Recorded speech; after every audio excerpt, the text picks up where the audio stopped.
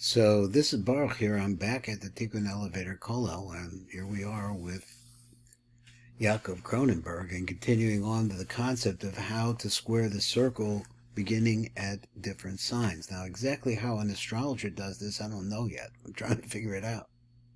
So let's look at once again back at the chart of Adam Arishon.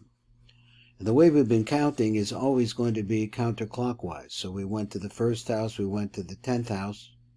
Let's see, the first house of Aries would be the 10th house would be Capricorn.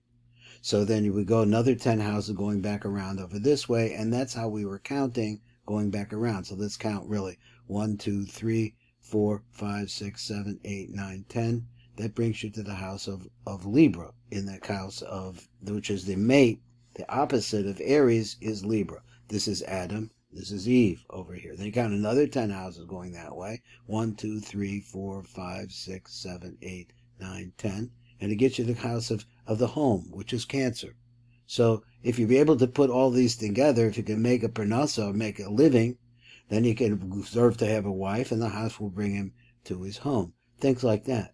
So he said that's the first way that we learn this. But now we've gone over to the third house. This is the first, second, the third house. And we're doing the same counting system. Now we see there's something, I see that there's something here in the number 10, obviously, because the counting is always going by 10, because somehow 10, the number 10 is a concept of completion. So I'm not sure, maybe you've talked about it, maybe you didn't remember it. Now we're going to start a different way. He says, so again, he says, and if you go using the clockwise system, instead of going counterclockwise, which is this way, let's start over the clockwise system. So here you would be counting, say, for example, starting in Gemini, which is the third house, 1, 2, 3, 4, 5, 6, 7, 8, 9, 10. You come to the house of Virgo, which is the house of health, and many other things as well. And if you go using the clockwise system, you can look at it this way. The third house will bring you to the sixth house. So count third, 1, 2, 3, 4, 5, 6, 7, 8, 9, 10. In the house of, this is the chart of Adam Arishon, it brings you to the sixth house. The sixth house is the house of Virgo. So the house of Virgo in the chart of Adam Arishon is always there. This is the basic chart of humanity. That's maybe a way to understand the chart of Adam Arishon. Everything started with the first man. We are descendants of the first man. So we have different kinds of, that's why you see all these different names that are surround this circle. So let's say you go sixth house, it brings you to the sixth house. Because the third house is the house of knowledge. For the knowledge leads people to service and helping people. And helping people is a spiritual thing. So he says, so therefore, the sixth house of Virgo, always helping people, and helping people is a spiritual thing. This is how the Virgo always wants to fix itself. And you fix yourself through religion. That brings you another 10 houses. Let's bring you to the ninth house. So let's see this once again. 1, 2, 3, 4, 5, 6, 7, 8, 9, which is the house of Sagittarius. So just saying in the chart of Adam Arishon, this is the first man, this is the ninth house, Sagittarius. And that brings you to religion. So he says, once again, he says that if you fix yourself by the knowledge that needs to be able to work on yourself, this will bring you to the house of religion, because that's a great way to do it. So the sixth house of Virgo always wants to fix itself, and you fix yourself through religion. The Kabblah has all types of spiritual systems of correction. And he said where you can fix yourself, in other words, if you have problems with your mental attitude in the ninth house, which is mental, he says if your mental attitude isn't correct, then the correct thing to do is to fix this to help other people, which is the sixth house. That's because you look at the cause of the problem, which is in the ninth house, that your spirituality is no good. There's the story of young women who felt that, of young woman, let's say the little misprint there, who felt that she was not liked by anybody. So the advice that she go to the school cafeteria and ask people who they were and what they needed. And so eventually people knew and liked her, and she became popular. So things like that would change your mental approach, and you will not be alone anymore, and much happier. And now we go to the ninth house. What's the ninth house? Going clockwise. And we're going clockwise right now. Here's Sagittarius. So we're moving around this way, which is the way the clock goes, and let's count it. So the count, here's Sagittarius. 1, 2, 3, 4, 5, 6, 7, 8, 9, 10 brings you to the house, to the 12th house, which is the house of Pisces. He said previously the house of Pisces is the house of suffering. And let's see what he says. Where are we here? We're down here. Okay. So he says, so that was the advice that we should go to school, and did all of that. And people knew and liked her, went through that. And now we go to the 9th house, going clockwise, which will bring you to the 12th house, because religion brings people to some suffering. So maybe you have a little self-sacrifice here. Through religion, people became aware of their sins. So they suffer and try to fix themselves. So the 12th house, which is the house of suffering, will fulfill itself in the 3rd house of knowledge. Through suffering, one acquires knowledge. A person learns most from his suffering. So that is what happens in Jewish astrology when you work with the number 10 on the horoscope. Remember, the number 10 represents the concept of fulfillment. Okay, I read that before, and that's where I got that idea. So 10 is completion in a certain way. So going on, he says, there is the idea in Kabbalah, which is similar in a way to astrology. He says that everything in Kabbalah is looked at in both the absolute sense and in the relative sense. And this is why it is so hard to understand the Kabbalah books, because you don't know if the rabbis are talking in an absolute sense or in a relative sense.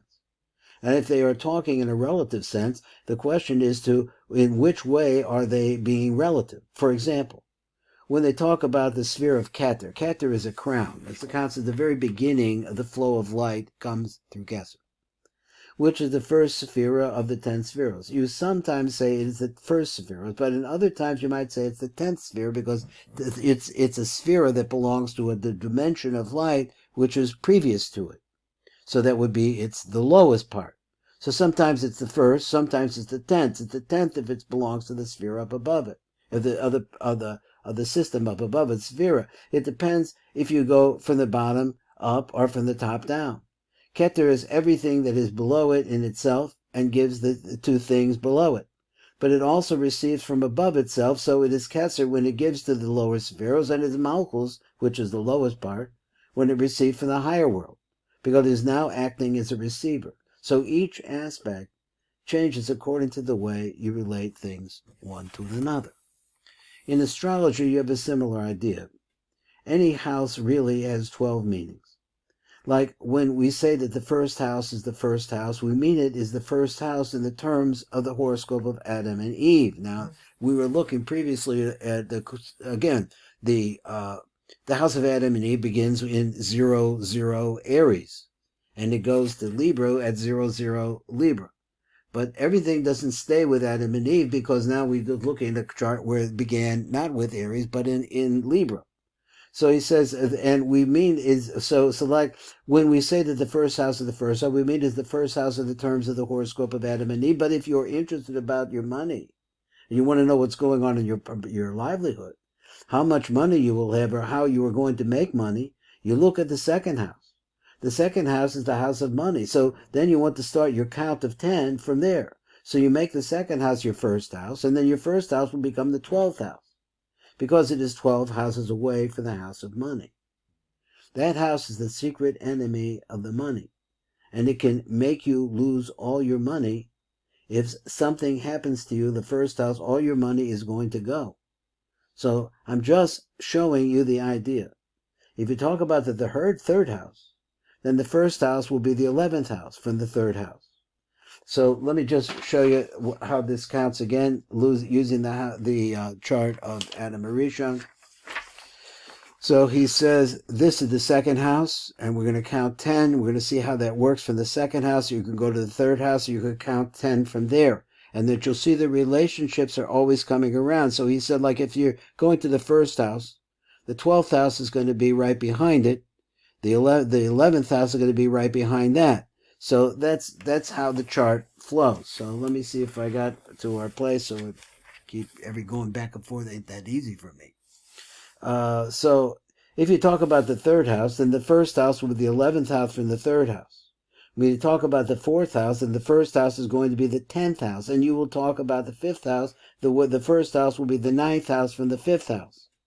So you see that really each house has 12 different meanings. and each house teaches you something. So if you want to know some more about your wife, all you have to do is make your seventh house her first house. So you can try to figure her out. And this is going to become who your wife is. And she will have 12 houses. Your eighth house will become her second house, and your ninth house will become her third house, and you can draw a chart for her. So these are called relative charts within the horoscope of Adam and Eve. And if you use all these relative charts, you will be able to answer almost all the questions people will ask. This is an important idea, and I wanted to give you this introduction. It's only introductory idea at this time, but we have the concept that you could begin at any house and count 10. So if you're talking about your wife's house, that's the seventh house. Count 10 from there will tell you a lot about how your wife will make her career. Count 10 houses from that, and you will say, well, how she's going to make her money. And you go to the 10 houses away from that, you're going to see the family. So how it would work out, because so he said before we go. So this is an important idea. I want to give you the introduction now before we go. And once you meditate on these things, you will become more familiar with astrology. So my recommendation is get yourself a birth chart. Try to understand. I'll try to make a better drawing, but I need time of the chart of Adam Arishon, because it is the basic chart.